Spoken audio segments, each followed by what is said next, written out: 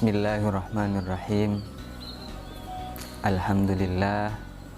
Wassalatu wassalamu ala rasulillah wa ala alihi wa sahbihi wa man tabi'a sunnatahu wa jama'ata min yaumina hada ila yaumin nahdah.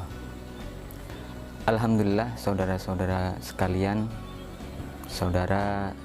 saudaraku sebangsa setanah air, hari ini kita memperingati hari lahirnya Pancasila. Sejarah telah mencatat bahwa 1 Juni berpuluh-puluh tahun yang lalu dikenal sebagai hari di mana nilai-nilai Pancasila telah dikumandangkan, telah disuarakan oleh Presiden kebanggaan kita, Presiden Soekarno. Hari ini saya akan menjelaskan bahwa seberapa urgen, seberapa penting, dan seberapa sakti nilai Pancasila di mata bangsa Indonesia, di mata para ulama, di mata para penerus bangsa. Pertama, kita sudah sering mendengar bahwa para ulama kita, para ulama Nahdlatul Ulama, selalu tegas ketika menyuarakan tentang Pancasila. Bahkan dalam salah satu muktamarnya, tegas para ulama menyatakan bahwa Pancasila adalah asas tunggal dalam kehidupan berbangsa dan bernegara. Sebenarnya nilai-nilai Pancasila itu sudah sangat jelas. Meskipun Pancasila tidak bisa dikatakan agama baru, tidak bisa digunakan untuk menggantikan agama, namun Pancasila bisa digunakan sebagai media di mana nilai-nilai agama dapat dijalankan dengan nyaman, dijalankan dengan tentram, tenang oleh seluruh bangsa Indonesia.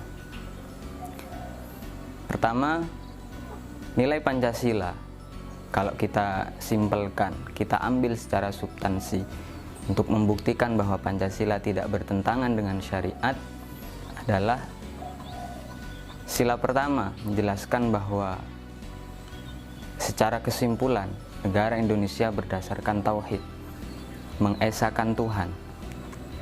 Mengesahkan Tuhan ini adalah keyakinan kita, keyakinan para bangsa Indonesia.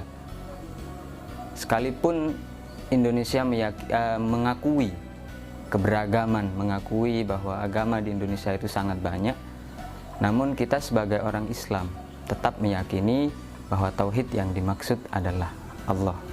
Tauhid yang dimaksud adalah Tuhan seluruh alam.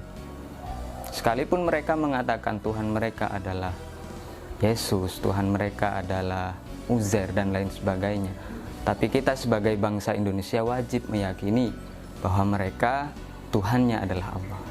Dari sini pondasi tauhid kita, pondasi tauhid bangsa Indonesia ini terbangun.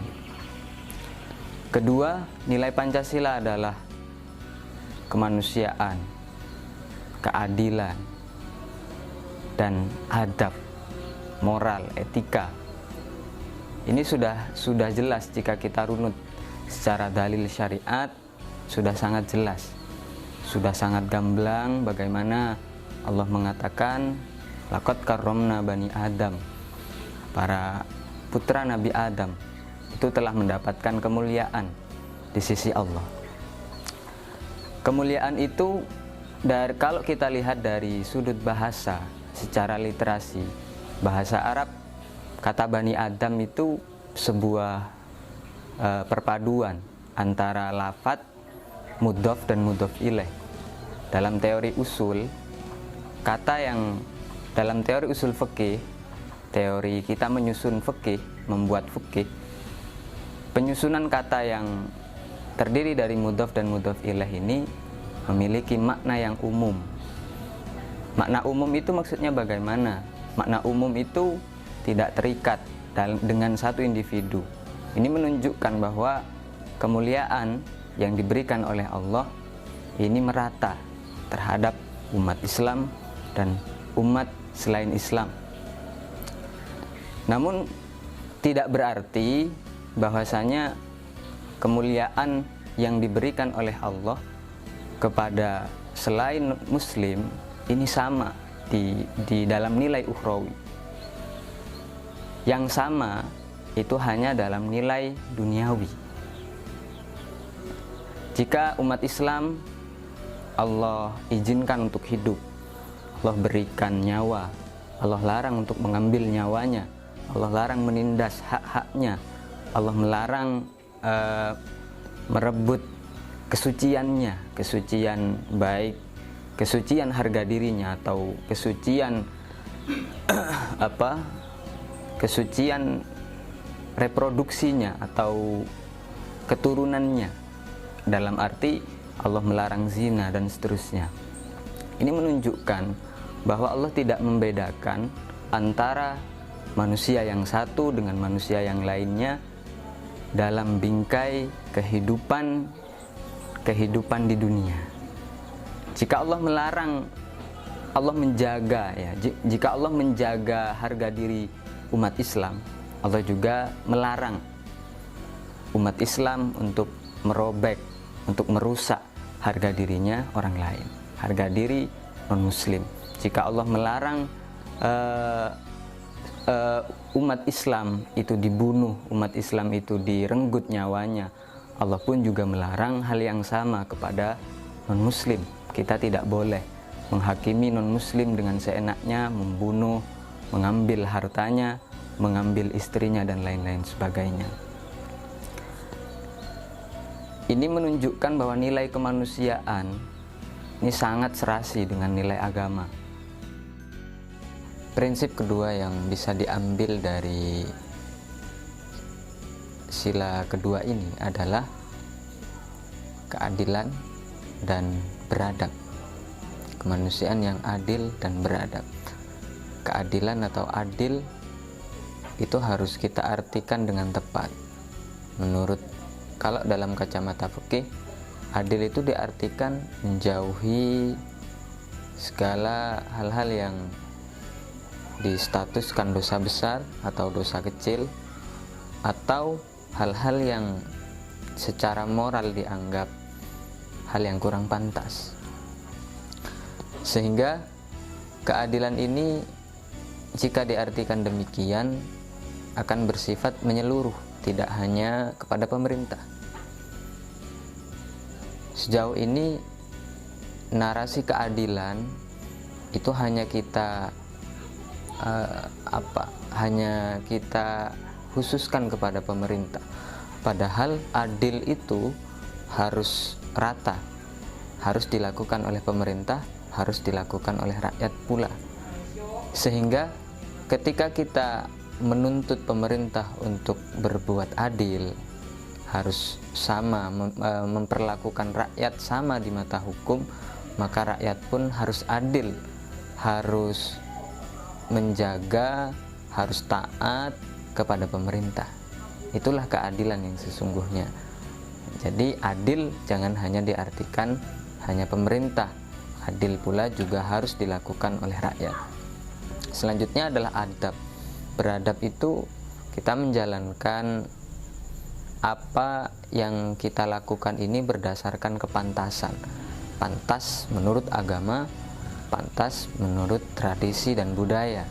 Ini pula juga harus diperhatikan, sebagaimana Nabi diutus untuk menyempurnakan itu. Innama bu'istu li'utammima makarimal akhlak. Rasulullah diutus untuk menyempurnakan nilai-nilai moral itu. Selanjutnya pada sila ketiga, prinsip yang dapat kita ambil adalah persatuan. Urgensi persatuan sudah diakui oleh siapapun.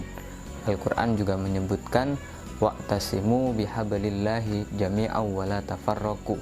Kita harus berpegang teguh kepada hablillah. Oleh Ibnu Mas'ud, hablillah itu diartikan jamaah. Artinya kita harus kuat, harus erat hubungan kita dalam berjamaah, hubungan kita dalam persatuan ini harus kuat, sehingga ketika persatuan itu hancur, maka yang terjadi adalah konflik. Ketika konflik terjadi, maka kehidupan berbangsa, kehidupan bernegara ini sudah tidak akan nyaman. Ketika kehidupan berbangsa dan bernegara sudah tidak nyaman, maka dalam menjalankan syariat pun kita tidak akan nyaman, tidak akan bisa khusyuk, kita tidak akan bisa hudu, bisa menikmati beribadah dengan nyaman. Selanjutnya dalam sila keempat, poin yang bisa kita ambil, prinsip agama yang bisa kita ambil adalah musyawarah, bertukar pendapat, menghargai pendapat orang lain. Tujuannya satu, untuk menemukan titik kesamaan, untuk menemukan gagasan yang menjadi tolak ukur kita bersama, sehingga dari kesepakatan itu kita bisa menjalankannya secara bersama. Sekalipun Rasulullah datang membawa wahyu, seluruh gerak-geriknya sudah dituntun oleh Allah, namun Allah memerintahkan Nabi untuk tetap bermusyawarah. Wasyawirhum fil amri. Rasulullah diperintah untuk bermusyawarah, berdiskusi, bertukar pendapat dengan sahabatnya. Itu menunjukkan bahwa musyawarah adalah nilai yang diakui oleh Islam, nilai yang diakui oleh agama. Yang terakhir, prinsip yang bisa kita ambil dari Pancasila adalah keadilan sosial. Sekalipun keadilan sudah disinggung dalam sila kedua, keadilan sosial ini kita artikan sebagai kesamaan, ya. Manusia sama, baik di mata hukum, baik di mata sosial. Tidak boleh kita merendahkan ras lain, tidak boleh kita merendahkan agama lain, tidak boleh kita membeda-bedakan antara satu sama lain dalam urusan hukum, dalam urusan berhubungan, berinteraksi dan lain sebagainya. Adil jika kita artikan seperti yang awal, bahwa kita melakukan seluruh apa yang diperintah oleh Allah dan menjauhi seluruh yang dilarang oleh Allah, maka kita akan melakukan kehidupan berbangsa dan bernegara ini dengan tepat, karena kita selalu melakukannya dengan berdasar pada perintah agama dan larangan agama.